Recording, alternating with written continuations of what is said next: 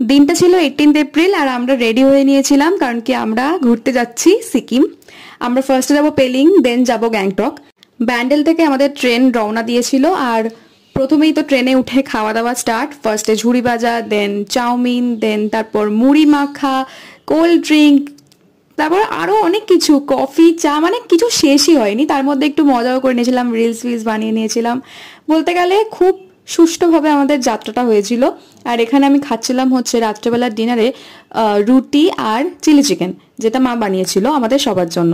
দেন রাত 2:40 আমরা নিউ জলপাইগুড়ি পৌঁছে ওখানে কিছুক্ষণ ওয়েট করে ড্রেস চেঞ্জ করে তারপর বেরিয়ে পড়লাম আসল যাত্রায়। আমি পুরো লং ব্লগ আপলোড করবো, আর ওখানে সব ডিটেলস তোমাদের সাথে শেয়ার করব, মানে কত খরচা হয়েছে খাওয়া দাওয়ার পেছনে, থাকার পেছনে, ঘোরার পেছনে, এভরিথিং আমি ইন ডিটেল তোমাদের সাথে শেয়ার করবো। যেদিন পেলিং এ পৌঁছেছিলাম সেদিনকে তো তেমন কিছু হয়নি এক্সাইটিং, তো ওটা তো কিছু শেয়ার করার নেই। পরের ভিডিওতে আবার দেখা হচ্ছে।